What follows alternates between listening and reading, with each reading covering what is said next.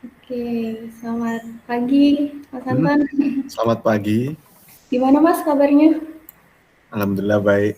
Alhamdulillah. Ya, semoga kita selalu sehat dan selalu dalam lindungan Tuhan Yang Maha Esa ya Mas. Ya, amin. Sebelumnya terima kasih pada Mas Anton selaku perwakilan dari Budiah, Kepala Dinas DKP Hmm, Provinsi Jawa Timur yang hmm, saat ini berhalangan untuk hadir. Terima kasih untuk meluangkan waktunya supaya bisa berdiskusi bersama kami dari pihak LPM Aqua. hmm, hmm. Sebelumnya, alangkah baiknya kita berdoa menurut agama dan kepercayaan masing-masing agar kegiatan wawancara serta diskusi hari ini berjalan dengan baik. Berdoa dimulai.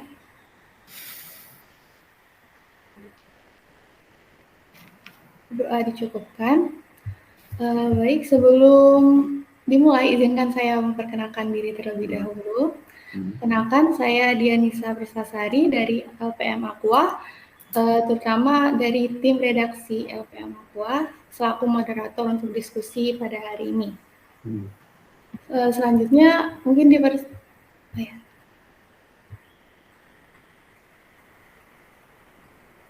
Selanjutnya, oh ya. Selanjutnya mungkin dipersilakan pada Mas Anton untuk memperkenalkan diri terlebih dahulu supaya kami dari LPM Aqua serta nanti penonton yang melihat video ini dapat mengenal Mas lebih jauh lagi. Oke, terima kasih dari Mbak Dian ya, dari LPPM Aqua UB. Jadi, perkenalkan saya Anton Andrimida dari Dinas Kelautan dan Perikanan Provinsi Jawa Timur. Di sini saya mewakili Budiah Waya Ernowati yang Ibu Kepala Dinas, yang kebetulan saat ini sedang berhalangan untuk hadir karena ada acara di tempat lain. Nah, saya juga alumni UB, Mbak, Oh iya Mas. di Ilmu Kelautan 2012 saya. Oh iya. Saya dari THP Mas. Jadi ya masih satu koridor lah kalau dengan Iya. UB. Iya. Iya. Nah, kalau mungkin dari saya cukup itu sih, Mbak. Oh ya, terima kasih Mas. Kalau gitu sebelumnya saya ingin menyampaikan tujuan dari wawancara kita hari ini. Hmm. Tujuannya kita bakalan membahas tentang potensi perikanan di pesisir selatan Jawa Timur. Kemudian hasil diskusi ini akan kami muat dalam harian Aqua yang akan terbit setiap hari Senin serta pada YouTube Aqua TV. Seperti itu, Mas. Oke, oke. Baik, mungkin bisa kita mulai buat diskusi pagi hari ini. Silakan, silakan. Sebelumnya saya ingin menyampaikan narasi terkait potensi perikanan di selatan Jawa Timur terlebih dahulu ya, Mas. Hmm. Hmm. Eh, Baik, Jawa Timur dikenal memiliki wilayah laut dan pesisir yang tersebar di 22 kabupaten atau kota yang memiliki potensi perikanan yang sangat besar dan beragam. Potensi perikanan yang dimiliki merupakan potensi ekonomi yang dapat dimanfaatkan untuk kesejahteraan nelayan atau pembudidaya perikanan maupun masyarakat pada umumnya. Perikanan yang ada di Jawa Timur perlu pengelolaan yang menyesuaikan perkembangan zaman. Wilayah perikanan Jawa Timur, khususnya di pesisir selatan Jawa Timur, mempunyai beberapa area budidaya dan TPI di setiap wilayahnya. Oleh karena itu, izinkan saya bertanya tentang bagaimana kondisi saat ini atau informasi saat ini seputar perikanan di pesisir selatan Jawa Timur, terutama apakah mengalami kenaikan atau penurunan penangkapan, terutama dalam kurun waktu 5 tahun ini, Mas? Hmm. Jadi Ya. di pesisir selatan Jawa Timur itu meliputi beberapa kabupaten, yaitu Pacitan, Trenggalek, Tulungagung, Blitar, Malang, Lumajang, Jember, dan Banyuwangi, sebagian Banyuwangi yang selatan. Nah, kalau data hasil penangkapan ikan selama 5 tahun ke belakang itu mengalami peningkatan, meskipun tidak peningkatan yang sangat signifikan ya, tapi ada peningkatan. Tapi ada sedikit penurunan di tahun 2020, di mana di tahun 2020 itu kita tahu bahwa ada pandemi COVID kan. Dan itu memiliki dampak yang cukup besar di dunia perikanan tangkap, terutama di selatan Jawa Timur. Jadi karena kita dulu ada kenal kebijakan namanya PPKM, ya kan waktu COVID dulu. Jadi beberapa pelabuhan itu kena dampak. Jadi tidak semua orang bisa beroperasi di lingkungan pelabuhan, tidak semua pasar dibuka. Kemudian ada juga pembatasan tentang nelayan-nelayan yang berasal dari luar daerah. Yang dimana di pantai selatan itu beberapa pelabuhan memang lebih banyak nelayan yang dari luar daerah daripada dalam daerah. Contoh di Pondok Dadap di Malang itu, sebagian besar nelayannya malah dari Sinjai, dari Sulawesi Selatan. Jadi ketika ada kebijakan PPKM, nelayan yang dari Sulawesi Selatan tidak bisa masuk ke Jawa Timur, jadi otomatis tingkat produksi menurun. Tapi di tahun 2021 setelah ada kebijakan PPKM itu dibuka kembali, perlahan-lahan hasil penangkapan ikan juga ikut naik. Oke, masih berbicara tentang pesisir selatan nih Mas. Bagaimana sih kondisi laut di pesisir selatan Jawa Timur dan apa yang membedakan ikan tangkapan dari pesisir selatan Jawa Timur dengan pesisir utara Jawa Timur, Mas? Oke, jadi itu bisa ditinjau dari banyak segi ya. Kalau dari segi fisik, jadi fisik lautannya, di pantai selatan itu kan dia langsung menghadap ke samudra laut, langsung ke laut lepas, ke Samudra Hindia kan dia. Sedangkan di pantai utara dia itu perairan insular, perairan antar pulau. Jadi topografinya lebih dangkal, kalau pantai utara ya, lebih dangkal. Kemudian dia itu cenderung kumpulan seperti selat atau teluk-teluk gitu. Sementara yang di selatan langsung ke laut lepas. Nah, perbedaannya dari hasil tangkapan ikan, kalau lautnya itu semakin dalam, justru ikan yang ditangkap biasanya semakin mengarah ke pelagis. Daerah selatan itu didominasi oleh ikan dari kelompok tuna, tongkol, dan cakalang. Yang itu punya nilai ekonomis tinggi. Sedangkan kalau di pantai utara, dia itu cenderung ke pelagis kecil dan demersal. Gitu. Nah, jadi ada perbedaan dari fisik lautnya itu sendiri, dan ada perbedaan dari hasil tangkapan ikannya. Dan ditambah lagi, mungkin di pantai selatan, itu rata-rata penangkapannya kalau kita bandingkan jauh lebih tinggi. Kenapa? Karena di bulan-bulan tertentu, itu di pantai selatan ada fenomena upwelling namanya. Dan itu hanya terjadi di pantai barat Sumatera dan pantai selatan Jawa Timur. Jadi beberapa sentra perikanan di selatan Jawa Timur pada musim-musim tertentu memang memiliki tingkat penangkapan ikan yang sangat tinggi karena jumlah ikannya sangat melimpah didukung dengan fenomena upwelling tadi. Dan itu tidak terjadi di pantai utara. Ya, berarti apabila dibandingkan dengan yang pesisir utara lebih banyak dan juga lebih beragam ya Mas yang dari pesisir selatan? Begini, kalau lebih beragam pantai utara. Jenisnya itu lebih sedikit di pantai selatan, tapi jumlahnya lebih banyak. Sedangkan di pantai utara jenisnya memang banyak, tapi setiap jenis itu kadang produksinya cuma sedikit-sedikit. Gitu. Itu perbedaannya. Baik. Ya. Nah, terkait dengan komoditas ikan yang ada di pesisir selatan nih Mas. Komoditas ikan apa yang paling banyak buat ditangkap atau didapatkan selama proses penangkapan ikan tersebut, Mas? Di pantai selatan ya.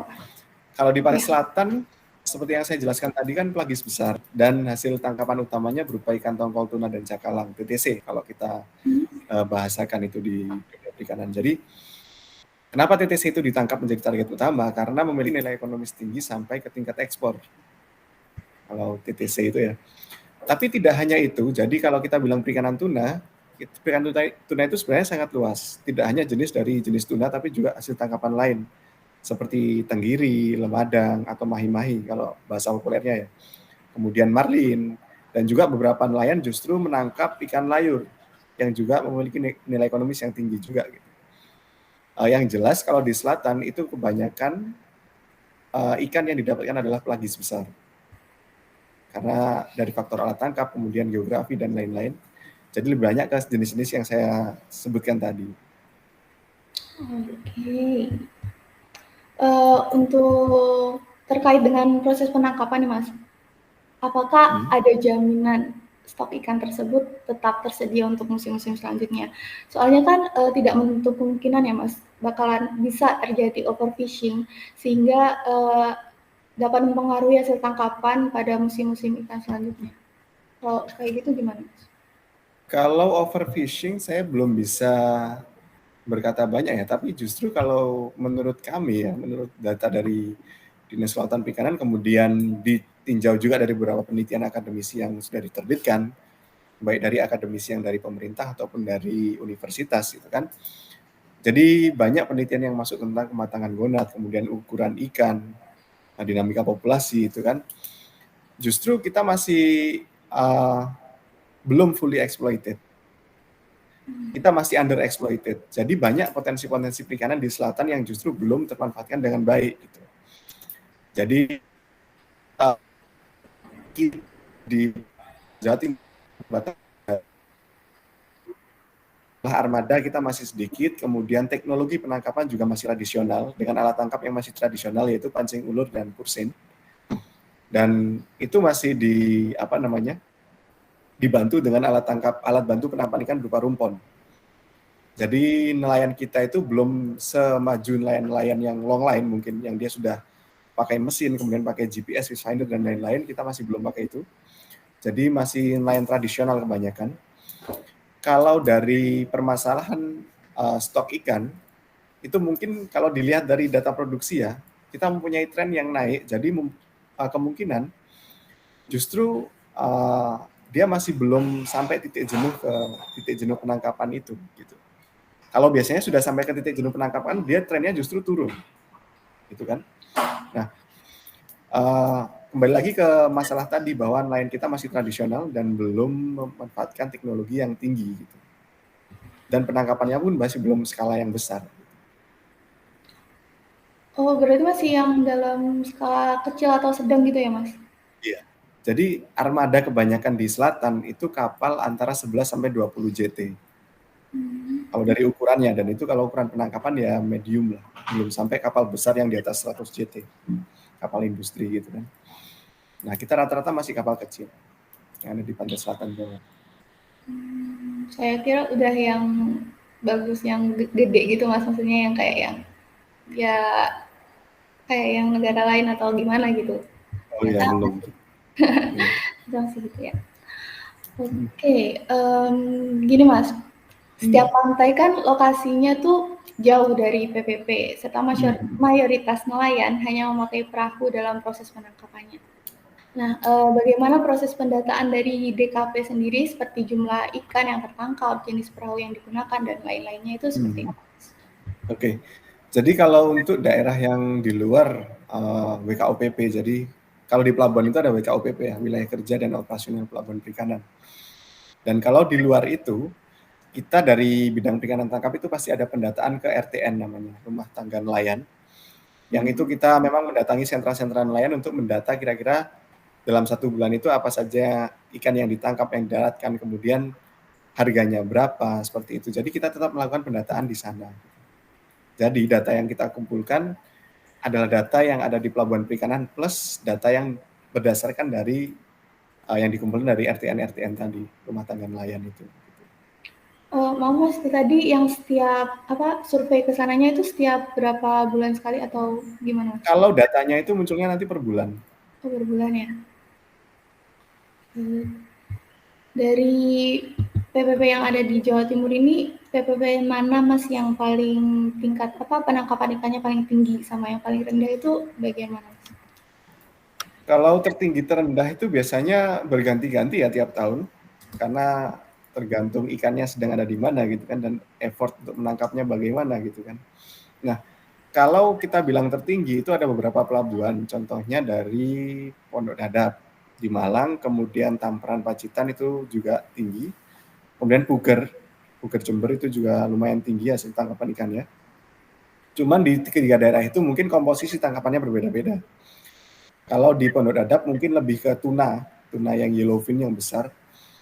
Kalau di Pacitan cenderung ke cakalang dan ikan pelagis jenis medium. Kalau yang di Puger justru ikan pelagis yang kecil, tongkol, layang, dan lain-lain gitu.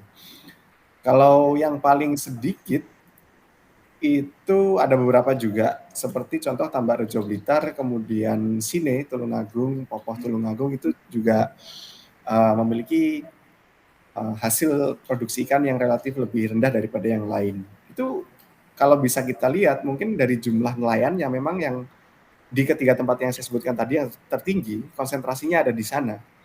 Sementara di pelabuhan-pelabuhan yang lain yang produksinya rendah, itu memang konsentrasi nelayan tidak banyak di sana. Dan hanya mengandalkan nelayan-nelayan yang dari lokal. yang dengan perahu yang kecil-kecil itu. Jadi linear lah antara jumlah nelayan, jumlah armada, dan jumlah produksi yang didaratkan. Oke, berarti tergantung dari wilayahnya masing-masing ya, Mas? Untuk kalau dilihat kemarin kan dari LPM aku juga melakukan survei kan, Mas.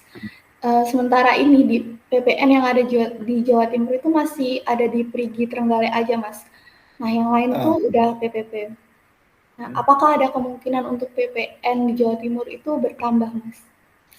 Gini, kalau kita berbicara tentang PPP, itu ranahnya memang ada di provinsi, jadi dinas provinsi. Tapi kalau kita berbicara tentang PPN atau PPS, itu ranahnya ada di Kementerian Kelautan Perikanan yang ada di pusat. Gitu. Jadi di Jawa Timur sebenarnya ada 2 PPN, yang satu di selatan, yang satu di utara. Yang satu di selatan itu Perigi, yang di utara itu PPN Brondong yang ada di Lamongan. Nah, PPN itu memang milik Kementerian Kelautan Perikanan, jadi kantor pusatnya ada di Jakarta. Sedangkan kalau P3 itu PPP itu ada di Dinas Kelautan dan Perikanan Provinsi Jawa Timur. Nah, masalah apakah nanti ada penambahan atau tidak, sebenarnya itu wewenangan KKP yang ada di pusat. Tapi yang jelas PPN itu ada kriterianya. Jadi ada kriteria berapa luas lahan yang harus dia punya, berapa kapal yang harus dilayani, berapa gross ton kapal yang dia bisa muat, kayak gitu. Jadi ada kriterianya.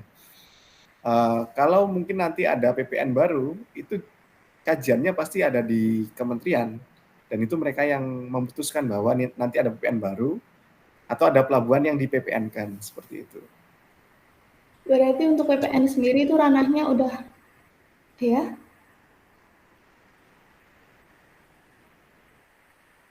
Ya, ya. Ya, berarti PPN itu ranahnya sendiri udah ke KKP ya, Mas? Udah beda sama yang PPP yang masih di DKP seperti itu. Oke, lanjut ya, Mas. Kemarin kami juga sempat melihat artikel yang ada di DKP Provinsi Jawa Timur, terdapat pembangunan offshore aquaculture atau Ocean Farm ITS oleh tim gabungan ITS Pertamina di UPT PPP Pondok Dadap. Nah, boleh minta tolong untuk dijelaskan, Mas, mengenai pembangunan offshore aquaculture ini seperti apa, dan apakah ini merupakan terobosan baru untuk pengembangan perikanan di Jawa Timur ke depannya? Oke, jadi untuk Ocean Farm ITS namanya ya. Jadi keramba jaring apung offshore aquaculture ini namanya Ocean Farm ITS atau OFITS kalau disingkat. Jadi KJA OFITS ini memang menjadi salah satu terobosan baru dari teman-teman Institut Teknologi 10 November Surabaya yang bekerja sama dengan Dinas Kelautan dan Perikanan melalui UPT PPP Pondok Dadap. Jadi KJA ini sebenarnya memadukan beberapa aspek pemanfaatan sumber daya kelautan dan perikanan sih. Jadi dia menggabungkan aspek aquaculture, jadi untuk budidaya laut yang potensinya yang bisa dikembangkan itu nanti ada tuna, kerapu, atau ikan pelagis besar lainnya, yang digabungkan dengan aspek wisata. Jadi di KJA OFITS itu bawahnya itu merupakan jaring untuk pembudidayaan ikan, sementara yang di atas itu ada hotel dan resto. Nah, itu nanti ke depannya akan ditempatkan di Teluk Sidoasri, sekitar 1 jam perjalanan laut dari Sendang Biru, dari PPP Pondok Dadap. Nah, di sana nanti akan digunakan untuk mengembangkan kawasan Sidoasri untuk menjadi kawasan ekowisata gitu kan, dengan fokus utama wisatanya adalah ekowisata bahari gitu. Jadi di KJA offshore itu yang dinamakan OFITS itu nantinya orang-orang akan bisa memanfaatkan itu untuk berkegiatan wisata, terutama wisata menyelam, kemudian wisata kuliner, atau wisata keliling-keliling susur pantai gitu kan di Desa Sidoasri. Nah, sebenarnya inisiasi ini sudah cukup lama, mulai tahun 2018, dan difinalisasi akhir di launching pada beberapa waktu yang lalu di PPP Pondok Dadap tahun 2021. Jadi kemarin juga sempat ada kesan dari Kementerian Kelautan Perikanan melalui Kepala BKIPM, Ibu Rina, bahwa terobosan ini memang harus dikembangkan gitu, tidak hanya di titik ini, tapi kalau bisa lain. Karena pemanfaatan teknologi di budidaya itu sangat diperlukan, terutama untuk mendukung produksi perikanan gitu kan. Dan juga yang nilai plus dari KJA of ITS itu adalah pemanfaatan wisatanya yang memberikan alternatif bagi nelayan bahwa kalau waktu paceklik, waktu tidak musim ikan itu kalian bisa mendapatkan nilai ekonomi dari kegiatan wisata ataupun budidaya gitu. Karena kita tahu kalau di dunia perikanan tangkap tidak sepanjang tahun kita bisa menangkap ikan gitu. Ada waktu-waktu yang namanya paceklik di mana orang tidak bisa berangkat untuk menangkap ikan. Nah, KJA Office ini menjadi salah satu solusi akan tantangan tersebut gitu. Jadi sepanjang tahun nelayan bisa berdaya, bisa memiliki kegiatan yang menghasilkan nilai ekonomi nanti. Seperti itu. Oke, berarti untuk saat ini udah full beroperasi ya, Mas? Saat ini sudah launching di PPP Pondok Dadap, nanti mungkin awal Januari akan ditaruh di Desa Sidoasrinya, di tempatnya. Oh, berarti masih dalam tahap launching dulu ya, Mas? Betul. Oke, untuk sasarannya nih, Mas, sasarannya untuk semua kalangan atau dikhususkan untuk beberapa aja? Maksudnya kayak yang dari pelajar atau mahasiswa atau bagaimana, Mas? Kalau yang office tadi ya? Ya. KJA. Kalau itu sasarannya untuk semua orang sebenarnya. Kalau yang berwisata ke sana tidak membatasi siapapun, semua boleh berwisata ke sana. Asal dengan aturan ekowisata yang berlaku di Desa Sidoasri. Kalau untuk penelitian itu juga kemarin dari ITS, Bapak Yayas Mulyadi, ketua tim penelitinya, dia berbicara bahwa ini nanti akan juga menjadi laboratorium alam gitu untuk penelitian. Tidak hanya bagi orang ITS, tapi juga untuk semua akademisi gitu. Jadi semua akademisi boleh memanfaatkan KJA tersebut menjadi laboratorium alam. Gitu. Dasarnya di kelautan perikanan. Gitu. Oke, siap. Oh ya Mas, ini ada tambahan pertanyaan dari teman saya.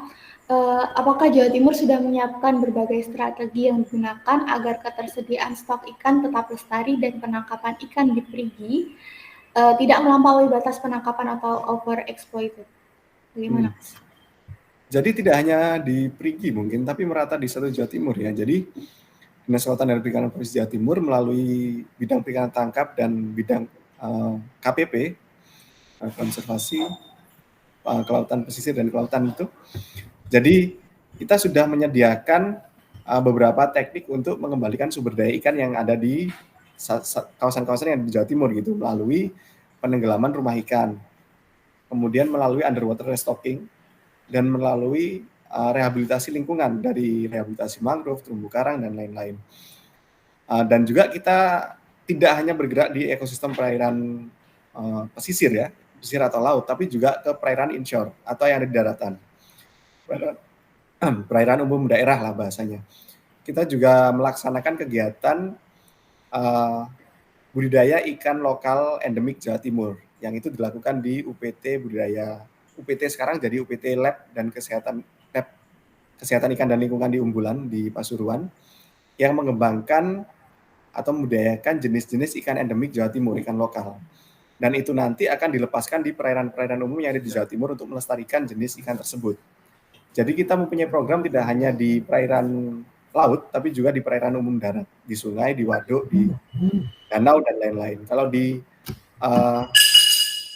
di laut, selain kita juga melakukan restocking, kita juga memajukan sektor budidaya ikan air laut, di mana sekarang sudah ada potensi budidaya yang dikembangkan, yakni kerapu, kakap, dan yang terakhir ikan kobia atau ikan salmon laut. Jadi kita terus-menerus coba berinovasi untuk memperbaiki lingkungan dan memulihkan sumber daya ikan yang ada di Provinsi Jawa Timur. Oke, mau tanya lagi Mas terkait daerah konservasi ikan yang ada di pesisir selatan Jawa Timur itu ada di mana aja sih Mas? Selain yang disebutin Masnya tadi, ya. Oke, kalau kita bilang dari statusnya, kalau hanya konservasi yang dia itu sifatnya daerah ya, perdes atau apa, itu sebenarnya ada banyak itu. Hampir di setiap pesisir Jawa Timur itu mempunyai yang namanya Pokmaswas atau kelompok masyarakat pengawas, yang dia memiliki tugas atau sebagai kepanjangan tangan lah dari Dinas Kelautan dan Perikanan, itu binaan kami, untuk mengawasi daerah pesisir dari potensi kerusakan sumber daya alam. Gitu.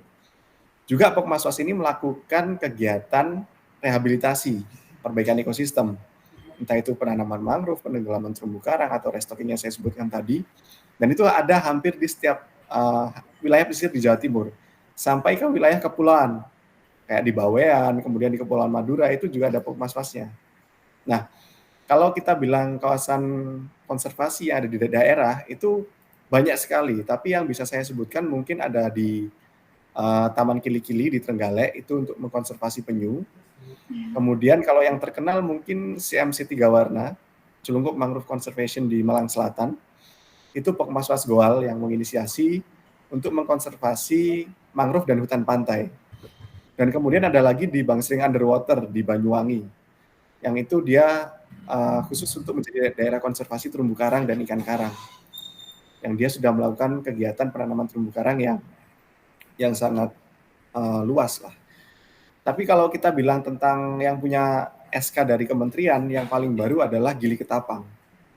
Jadi kawasan konservasi perairan Gili Ketapang itu yang paling baru dari kita. Nah itu sudah SK dari Kementerian Kelautan dan Perikanan. Tapi kalau untuk yang skala kecil yang saya sebutkan tadi itu ada banyak sekali itu. Hampir setiap pantai ada. Berarti sebenarnya udah terjamin ya Mas buat konservasi itu di setiap daerah itu udah ada sebenarnya. Betul, betul. Oke. Aduh bingung nih mau tanya apa lagi. Bentar ya Mas. Ya, silakan.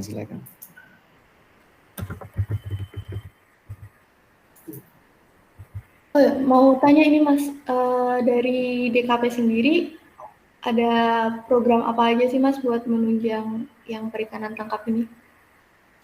Kalau program penunjang perikanan tangkap ada banyak sekali ya. Jadi mungkin kalau bisa dikhususkan kemana, tapi coba saya jelaskan ya. Jadi kalau untuk pengembangan perikanan tangkap, yang pertama ada pengembangan sarana dan prasarana pelabuhan perikanan. Jadi kita terus berusaha melengkapi sarana dan prasarana pelabuhan perikanan supaya dapat melayani kapal-kapal yang melakukan pendaratan.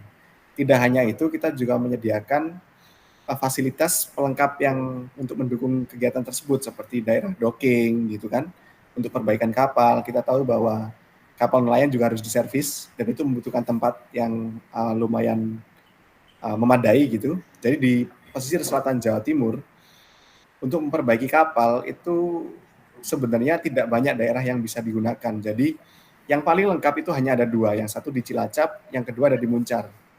Jadi kasihan kalau nelayan itu ada di, katakanlah ada di Blitar, dia kalau mau servis kapal dalam skala besar harus ke 2 tempat tersebut gitu kan.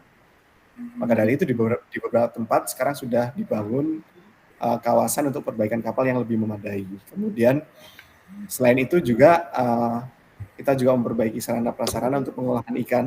Jadi karena daerah selatan itu rata-rata jauh dari kota, kalau kita hanya mengandalkan perdagangan ikan segar itu pasti di tengah jalan sudah ada penurunan mutu. Jadi kita juga melatih teman-teman yang ada di pesisir untuk membuat produk olahan. Itu dari bidang P3KP di sini untuk membuat produk olahan supaya produknya lebih awet dan lebih beragam gitu. Jadi ketika dipasarkan tidak hanya dalam bentuk ikan segar, tapi juga olahan dalam bentuk abon kah atau kerupuk atau ikan pindang dan lain-lain yang kita dorong untuk mempunyai standar yang tertentu gitu. Jadi baik ikan yang didaratkan ikan segar ataupun produk-produk olahan tadi juga kita latih untuk mempunyai standar tertentu. Kalau di perikanan tangkap ikan segar itu kita latih melalui CPIB, cara penanganan ikan yang baik gitu kan. Jadi ikan yang didaratkan itu harus mempunyai kriteria yang tertentu untuk dikatakan sebagai ikan segar gitu. Penanganannya seperti apa, kita cek insangnya seperti apa, kita cek dagingnya seperti apa, harus mempunyai kualitas yang baik agar harganya bisa bersaing gitu kan. Kemudian kalau untuk produk olahan kita dorong untuk mencapai sertifikat-sertifikat yang dapat meningkatkan daya saing produk itu, mulai dari SNI, kemudian produk sertifikat halal atau sampai LHA Nutrition Fact gitu kan. Nah, jadi kita ya terus inginnya itu ya berdaya dan maju dari segala aspek. Makanya kita juga mempunyai berbagai program banyak sekali yang bisa dilakukan ke masyarakat pesisir gitu, untuk memberdayakan mereka itu sendiri. Oke, mau tanya Mas terkait yang mutu ikan tadi. Kalau untuk sekarang nih dari pesisir selatan Jawa Timur udah ada apa belum sih Mas yang udah memenuhi standar kayak yang HACCP gitu-gitu Mas. Soalnya yang saya tahu kalau buat ekspor, mau ekspor ikan, mau jual ikan ke luar negeri itu tuh harus memenuhi, ada beberapa negara yang mewajibkan untuk memenuhi standar tersebut. Nah, dari perikanan yang ada di pesisir selatan Jawa Timur ini udah ada apa belum sih Mas yang udah bisa memenuhi standar HACCP? Kalau kita lihat dari kegiatan ekspor yang ada di Jawa Timur, itu sebenarnya sudah banyak yang sudah memenuhi itu. Tapi HACCP itu kan sebenarnya kewajiban dari eksportir kan. Jadi Iya. kalau dari produsen mungkin dari tingkat bawah itu mungkin hanya kita bisa monitoring traceability-nya. Jadi ketertelusuran produknya. Jadi benarkah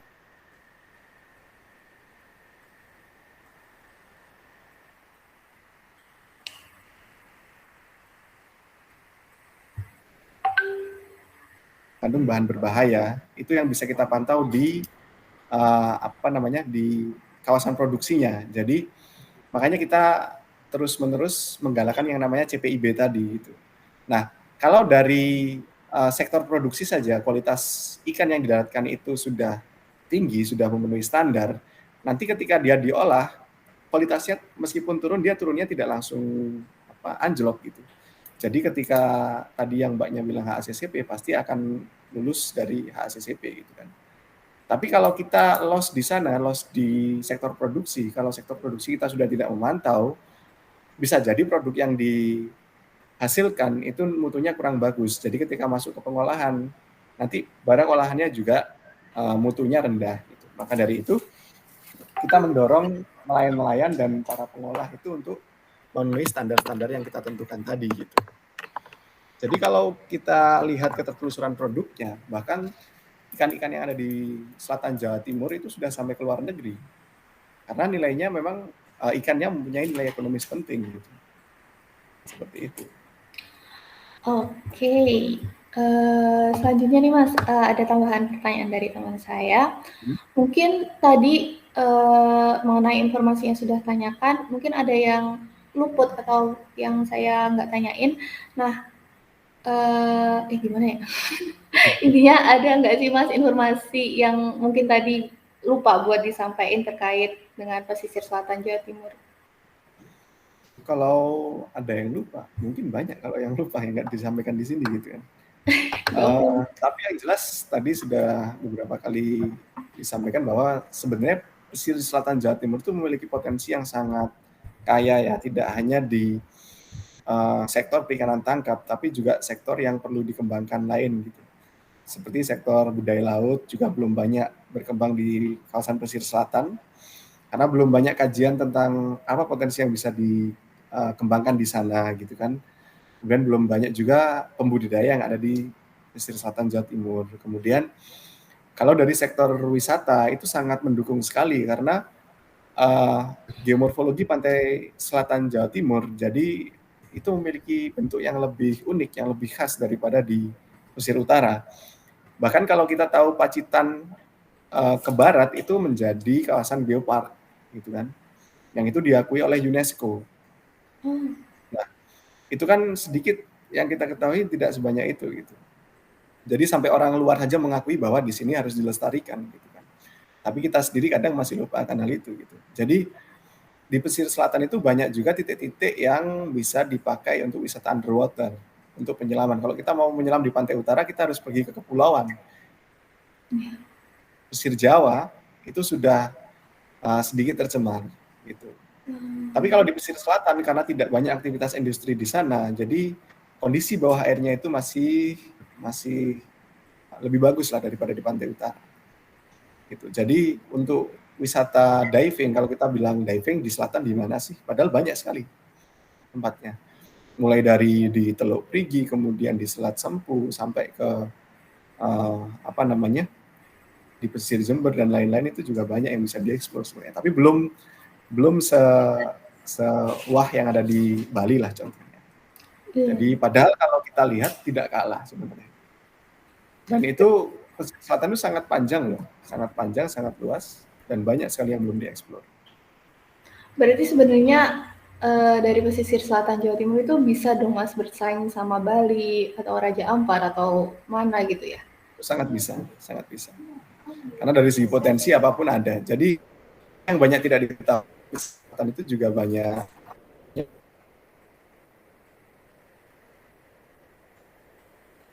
Contoh di pesisir selatan Jawa Timur juga banyak titik-titik yang ternyata dipakai sebagai peneluruan penyu, gitu kan.